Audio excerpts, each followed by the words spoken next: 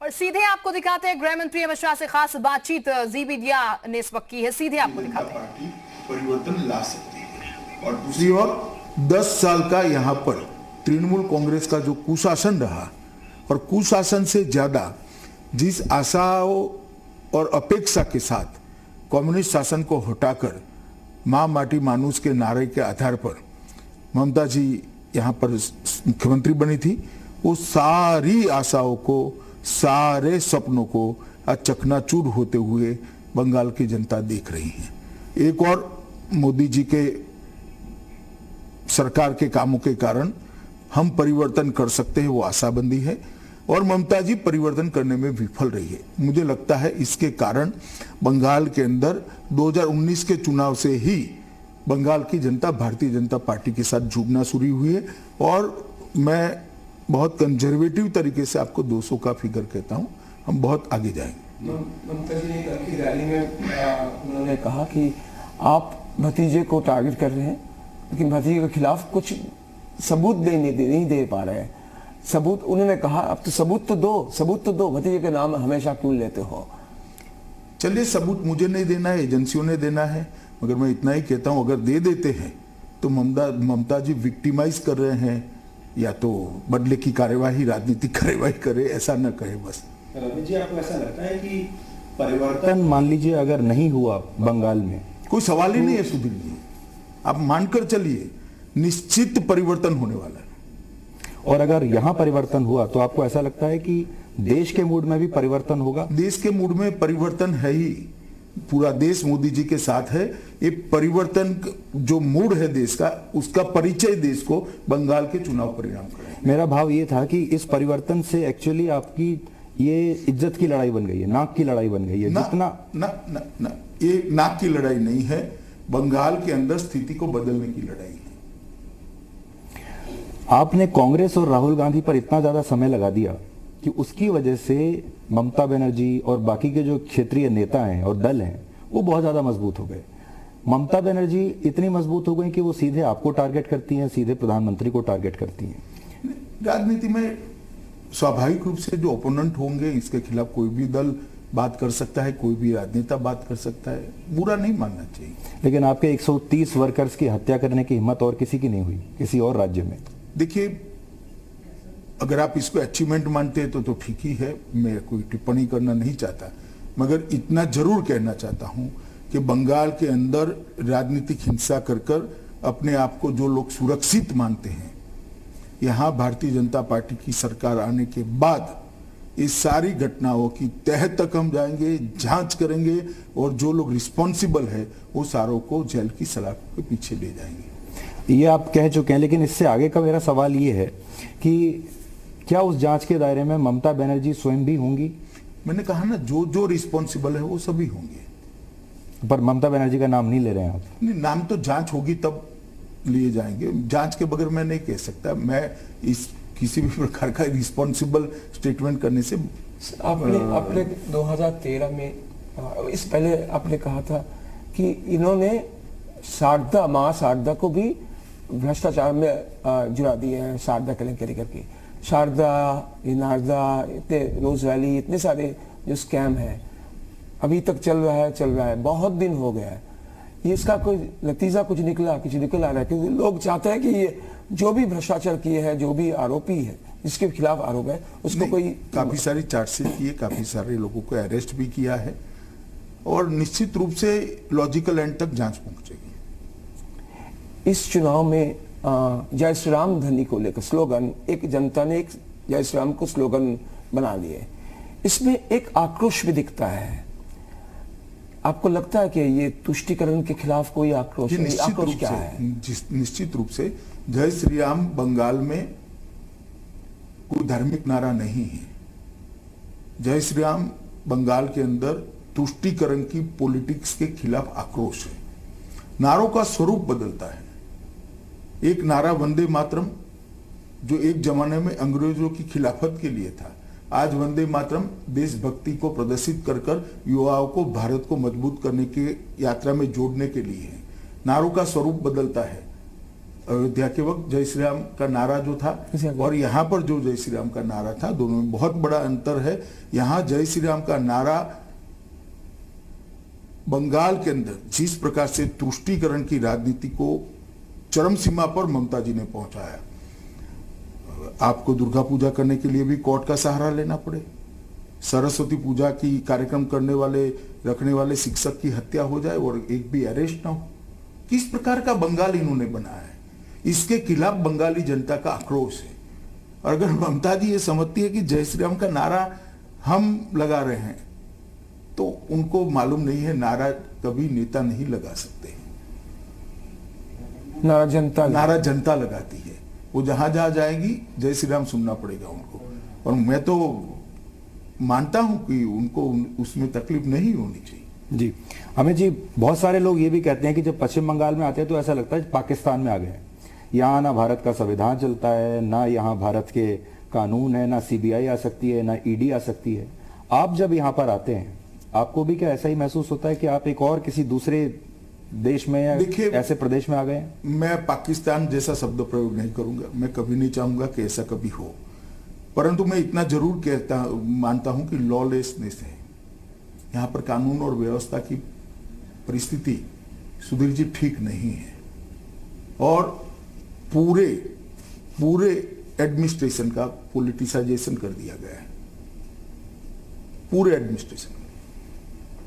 तो अगर मान लीजिए आपकी सरकार बन गई, अब तो बहुत सारे लोग इस समय पूरे देश के और पश्चिम बंगाल के भी सुन रहे होंगे, अगर आपकी सरकार बन गई तो आपका रोड मैप क्या होगा? सबसे पहले आप क्या करेंगे, कहां से शुरुआत करेंगे? ढेर सारे मोर्चों पर हमें आगे बढ़ना पड़ेगा, ढेर सारे मोर्चों। तो सबसे पहली प्रायोरिटी हमारी कानून और व्यवस्था को सुधारना होगी, जैसे हमने यूपी में किया है। यूपी में भी एडमिनिस्ट्रेशन का कंप्लीटली पॉलिटिसाइजेशन हुआ, इसको हमने सुधारा है। आज एडमिनिस्ट्रेशन स्वतंत्र रूप से काम कर रहा है, कानून और व्यवस्था की परिस्थिति पर एक प्रकार का कंट्रोल आया है। घुसपैठ को भी हम कंट्रोल में रहेंगे और विकास के मोर्चे पर भी ढेर सारे समुदाय ऐसे हैं जो विकास से वंचित रह गए, उनको विकास की मुख्य धारा में जोड़ने का भी हम काम करेंगे। आप सोनार बांग्ला बोलते हैं, सोनार बांग्ला लाएंगे, सोनार बांग्ला का मतलब क्या है? ये इंडस्ट्री में या एजुकेशन में किस धारे से आप लोग ये इतना सीमित मतलब नहीं है सोनार बांग्ला का। सोनार बांग्ला का मतलब है हर बंगाली नागरिक अपनी अभिव्यक्ति भय के बगैर कर पाए, इस प्रकार के वातावरण की निर्मित करना। सोनार बांग्ला का मतलब है राज्य की सीमाओं की और देश की सीमाओं को सुरक्षित करना। सोनार बांग्ला का मतलब है हर गरीब को 2 समय भरपेट भोजन मिल पाए, इसकी व्यवस्था करना। सोनार बांग्ला का मतलब है हर युवा को रोजगार देने की दिशा में आगे बढ़ना। सोनार बांग्ला का मतलब है एडमिनिस्ट्रेशन पूरा जो चरमरा गया है वो एडमिनिस्ट्रेशन को पटरी पर लगाना, जिसमें होता था बंगाल को फिर से उस जगह पे पहुंचाना। सोनार बांग्ला का मतलब है बंगाल की अस्मिता को जागरूक करना। सोनार बांग्ला का मतलब है यहाँ पर संस्कृति और कला जो बम धमाकों की आवाज में दब गई है, उसको फिर से बंगाल को सांस्कृतिक क्षेत्र के अंदर, कला के क्षेत्र के अंदर बहुत बड़ा कंट्रीब्यूटर बनाना। यहाँ के कलाकारों को, यहाँ के सांस्कृतिक के क्षेत्र में कंट्रीब्यूट करने वाले लोगों को एक वैश्विक प्लेटफॉर्म मिले, राष्ट्रीय प्लेटफॉर्म मिले, इस प्रकार की रचना करना। सोनार बांग्ला सिर्फ आर्थिक विकास का परिचायक नहीं है। पर ये सब करने के लिए आपके पास अमित जी टीम है क्या? कोई कप्तान है? ऐसा है, जब हम सरकार बनाने जा रहे हैं तो हम इस पर भी सोच रहे हैं। मेरी पार्टी की पूरी टीम इस पर लगी है। बड़े बड़े लोग जो सरकार अच्छे से चला रहे हैं वो हमारी पार्टी को ज्वाइन कर रहे हैं। सरकार अच्छे से चला सकते हैं, तब देखिएगा आपको बिना कहे ही मंत्रिमंडल दिखाई पड़ जाएगा। पर मुख्यमंत्री के बारे में आपने सोचा? मुख्यमंत्री के बारे में अभी पार्टी के पार्लियामेंट्री बोर्ड ने कोई निर्णय नहीं किया। आपने कहा भूमिपुत्र होंगे, ये तय हो गया भूमिपुत्र होंगे, लेकिन आप किसी का नाम नहीं बोल रहे हैं, तो जनता ये सोच रहे हैं। तब ये लड़ाई जो है ममता बनर्जी एक तरफ है मोदी जी और आप, ये दोनों का लड़ाई। ये तृणमूल कांग्रेस का अपप्रचार है, जिससे आप जैसे एडिटर भी क्लियर नहीं कर रहे हैं। आप मुझे बताओ भला, जहां बंगाल में मेरा वोट ही नहीं है, मैं कहां से मुख्यमंत्री बन सकता हूं? नहीं, अब तो मुख्यमंत्री नहीं बनेंगे। तो फिर लड़ाई हमारे बीच में कैसे होगी? किसी बंगाली और इनके बीच में ही होगी। मुख्यमंत्री तो बंगाली ही बनेगा। क्या मतलब है लोकल का? क्या ऐसे बंगाल की रचना ममता दीदी करना चाहती है जहां देश से कोई आ ही ना पाए? तो फिर सुभाष बाबू कैसे अखिल भारतीय अध्यक्ष बनते कांग्रेस पार्टी के? जनगण मन और वंदे मातरम को पूरा देश क्यों स्वीकार करता? देश की कोई कल्पना है या नहीं है? बाहरी बाहरी बाहरी। मैं 25 बार कह चुका हूं, यहां का मुख्यमंत्री बंगाल में जन्मा हुआ, बंगाल में पड़ा हुआ, यहां का भूमिपुत्र ही बनेगा। और ममता दी अगर चाहती है कि इसमें से बहुत बड़ा भेद खड़ा कर देगी तो वो बंगालियों को जानती नहीं। चलिए, अच्छा है, तो आज आपने स्पष्ट कर दिया कि मुख्यमंत्री कैसा होगा और उसके जो पैरामीटर्स हैं वो कैसे होंगे। आपको ऐसा भी लगता है अमित जी कि ये जो चुनाव है ये प्रचार का नहीं है, ये दुष्प्रचार का चुनाव बन गया है? ना, ऐसा नहीं है। ये चुनाव लोगों की आकांक्षा का चुनाव है, ये चुनाव लोगों के आक्रोश का चुनाव है, और ये चुनाव लोगों के मन में जो परिवर्तन की इच्छा पड़ी है इसका चुनाव है। ना ये प्रचार का है ना दुष्प्रचार का है। आप परिणाम देख लीजिएगा। प्रचार और दुष्प्रचार से कुछ नहीं होता साहब। जनता मन में जो तय कर कर बैठी है वो अभी इसकी अभिव्यक्ति मत के अंदर होगी। और सरकार तृणमूल कांग्रेस की ऑलरेडी जा चुकी है। सरकारें जनता के हृदय में जीती है, सरकारें जनता के मन में जीती है। ये अभी जो सरकार बंगाल में है वो अपना कॉन्स्टिट्यूशनल आयुष्य पूरा कर रही है, संवैधानिक आयुष्य पूरा कर रही है, क्योंकि 5 साल का एक संविधान ने मौका दिया होता है। बाकी जनमानस के अंदर जो बात करें तो सरकार चली जा चुकी, कब की चली जा चुकी। पर आपने तो बहुत चुनाव लड़े हैं पूरे देश भर में, ऐसा जो टॉक्सिक जहरीला माहौल है वो और कहीं इससे पहले देखने को नहीं मिला। आप अलग किसी भी राज्य की तुलना आप कर लीजिए, या तो आपको यहां मिलेगा या फिर आपको केरल में मिलेगा। देखिए, यहां लंबे समय तक कम्युनिस्टों की शासन रहा, इसके कारण बंगाल की राजनीति में एक हिंसा की संस्कृति आई है जो बंगाल की संस्कृति हो नहीं सकती। मगर मुझे भरोसा है कि इस बार जो परिवर्तन होगा इसके बाद हिंसा की राजनीति में हिंसा की जो संस्कृति, राजनीतिक हिंसा की संस्कृति है, इनका हम पूर्ण तरीके से उन्मूलन कर पाएंगे। इस चुनाव में हिंसा की कोई आशंका है? मुझे लगता है जनता का भारतीय जनता पार्टी के साथ जुड़ाव इतनी बड़ी मात्रा में होगा, इतनी बड़ी मात्रा में जनाक्रोश है, इतनी बड़ी मात्रा में परिवर्तन की आकांक्षा है कि गुंडे भी डरेंगे हिंसा करते हुए। लेकिन गुंडे आ चुके हैं चुनाव प्रचार में। नहीं, वो तो है ही, विद्यमान ही है, लाने की जरूरत नहीं है।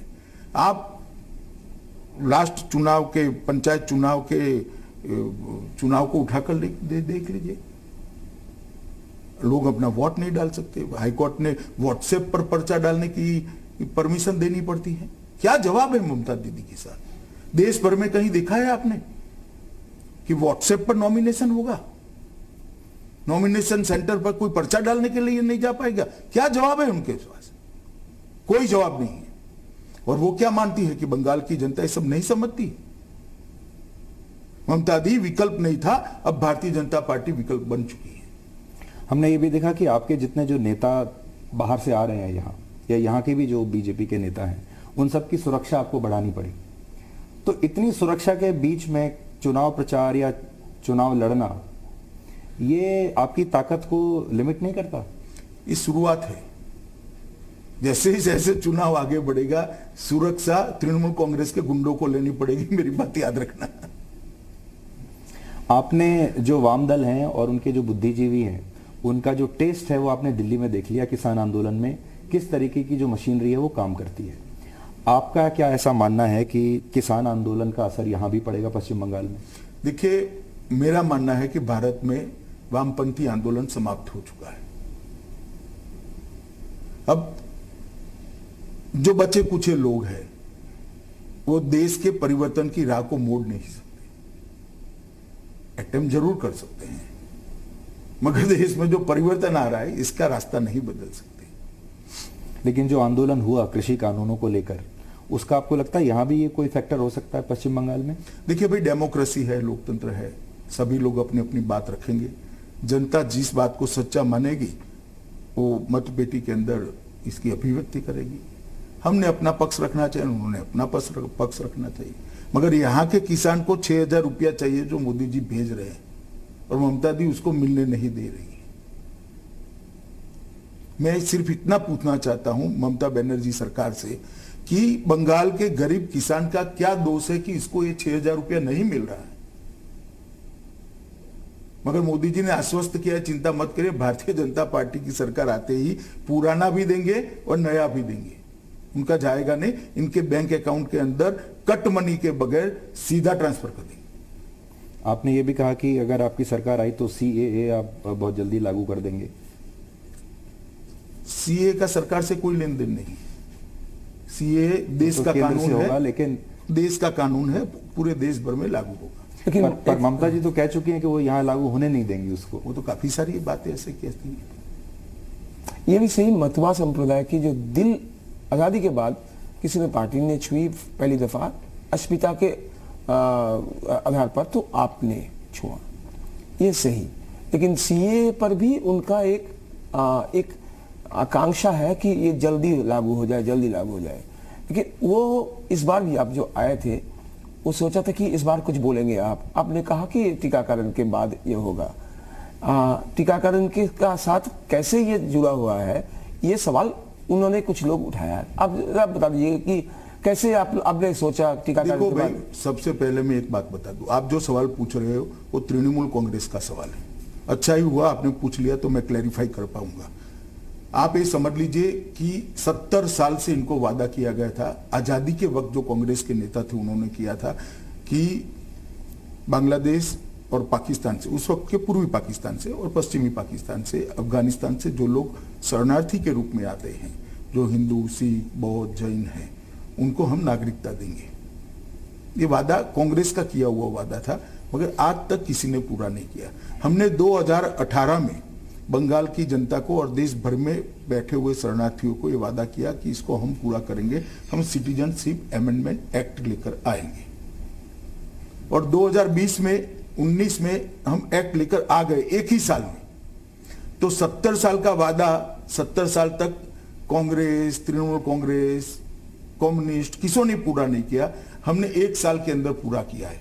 जहां तक प्रक्रिया पूरी करने का सवाल है, उनको अब कोई निकाल नहीं सकता। पहले ये समझ लीजिए, ये भी भारतीय जनता पार्टी की नरेंद्र मोदी सरकार ने व्यवस्था की है कि 2018 में कि जितने भी शरणार्थी है उसको लॉन्ग टर्म वीजा देकर यहां रहने की व्यवस्था करी है। उनको निकाल नहीं सकता कोई। अब जहां तक उनको मताधिकार देने का सवाल है, नागरिक बनाने का सवाल है, ये भी हम जल्द ही करेंगे। और मतवा समाज बहुत अच्छे तरीके से जानता है कि जिन्होंने कुछ नहीं करा और आज भी कह रहे हैं हम नहीं करेंगे, उनको ये सवाल उठाने का अधिकार नहीं है। ममता दीदी तो आज भी कह रही है कि हम नहीं देंगे नागरिकता, अब तो आज भी कह रही है। तो भला क्या मतवा समाज ममता दीदी का भरोसा करेगा? और क्यों करेगा? वो तो कह ही रही कि हम तो नहीं देने देंगे आपको, क्योंकि आपको देने से हमारे दूसरे वोट बिगड़ जाते हैं। सीएए हमारे लिए राजनीतिक मुद्दा नहीं है। सीएए देश ने एक जो वादा किया था, वो करोड़ों लोगों के साथ 70 साल तक जो अन्याय हुआ है, वो अन्याय के परिमार्जन का मुद्दा है। बंगाल की जो संस्कृति है, कल्चर, उसके साथ इस बार चुनाव कैसे जुड़ गया? बहुत बड़े आपके प्रचार में, उनके प्रचार में सभी लोग संस्कृति को लेकर कुछ ज्यादा ही बोल रहे हैं। संस्कृति इस बार चुनावी मुद्दा बन गया है, आपको लग रहा है? इसीलिए चुनावी मुद्दा बना है कि संस्कृति का हास हुआ है। बम धमाके आजादी के बाद वरना बंगाल की संस्कृति नहीं है। ये चुनावी हिंसा बंगाल की संस्कृति नहीं थी। कंजर्वेटिव माइंडसेट से राजनीति चलाना ये बंगाल की संस्कृति नहीं थी। परिवारवाद चलाना बंगाल की संस्कृति नहीं थी। संस्कृति का हास हुआ है, इसीलिए बंगाल की संस्कृति चुनावी मुद्दा बनी और बनना भी चाहिए। अमित जी, आपने बहुत सारे ऐसे लोगों को, नेताओं को लिया अभी बीजेपी में जो कि ममता बनर्जी के बहुत करीबी थे, तो उन्होंने उनके स्टाइल को अच्छी तरह से जाना है। तो क्या आप अब ममता बनर्जी की पूरी स्ट्रैटेजी को डीकोड कर चुके हैं? आपको तो वैसे भी चाणक्य कहा जाता है कि आप डीकोड करते हैं कि सामने वाले की रणनीति क्या है। सुधीर भाई, आप मेरी बात मानकर चलिएगा, कुछ डीकोड करने जैसा नहीं है। बंगाल की जनता ने सारा डीकोड कर चुकी है। आप अभी भी मानकर चलिएगा ये सरकार बंगाल की जनता के जनमानस से निकल चुकी है, एक संवैधानिक प्रक्रिया बाकी है। तो दूसरा उसी को मैं घुमाकर पूछता हूं, is Mamata Banerjee over hyped in national politics also and here also? Mamata Banerjee का जो रुतबा दिल्ली में भी आपको देखने को मिलता है, कुछ भी कह देती हैं तो राष्ट्रीय मीडिया में भी छपता है, तो आज आप इनडायरेक्टली ये कह रहे हैं कि ओवर हाइप्ड है? ना, मैं ये नहीं कहता। वो 2 बार इस राज्य की, इतने बड़े राज्य की मुख्यमंत्री बनी, बड़ी नेत्री है, इसमें मेरे मन में कोई दुविधा नहीं है, मगर वो विफल हो चुकी है और उसकी विफलता को बंगाल की जनता जान चुकी है, इतना ही मेरा कहना है। 2016 में ममता दीदी के राजनीतिक कद को मैं नकारना नहीं चाहता। 2016 में 10%, फिर 19 में आपका सीधे 40% और 19 में 3% का आपका अंतर बचा था वोट शेयर में। अब ये जो 3% है, आपको लगता है ये 3 और 5-6% के हेरफेर में होगा या इस बार बहुत बड़ा जंप लेंगे आप, जैसे 19 में? देखिए, 19 में जब हम कहते थे कि हम 20 सीट जीतेंगे, तब बंगाल की जनता के मन में आशंका थी कि भारतीय जनता पार्टी गुंडों का क्या करेगी, वोट होगा या नहीं होगा, सबके मन में थी आशंका। मेरे कार्यकर्ताओं के मन में भी थोड़ी बहुत थी, परंतु अब वो आशंका नहीं रही है, क्योंकि एक बार 18 सीट आती है तो यहां बहुमत हो ही सकता है। अब बंगाल की जनता जान चुकी है, इसलिए परिवर्तन के लिए बंगाल की जनता भी मनोयोग से भारतीय जनता पार्टी की परिवर्तन यात्रा के साथ जुड़ी है। मोदी जी के जो एफर्मेटिव प्रयास है, इसके साथ चट्टान की तरह बंगाल की जनता खड़ी रही। मोदी जी भी काफी इंटरेस्ट ले रहे हैं अभी पश्चिम बंगाल में, और बहुत सारे लोग तो ये भी कहते हैं कि आजकल जो उनका लुक है वो भी रविंद्रनाथ टैगोर जैसा बन रहा है। बहुत सारे लोगों का ये कहना है कि शायद पश्चिम बंगाल के चुनाव के लिए ऐसा ये लुक आ रहा है।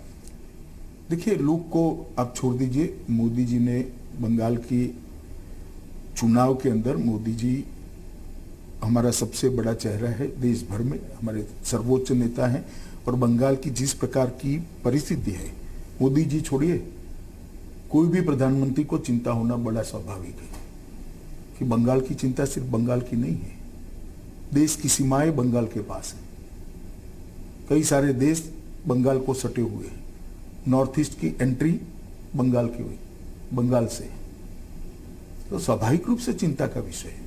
आप तो होम मिनिस्टर हैं, आप होम मिनिस्टर रहते हुए जब यहाँ आप आते हैं तो आपको कुछ एक फीलिंग ऑफ हेल्पलेसनेस, असहाय जैसा लगता है कि अगर सब कुछ आपके हाथ में होता तो बहुत चीजें, राष्ट्रीय सुरक्षा को लेकर भी बहुत चीजें बदल सकती थी?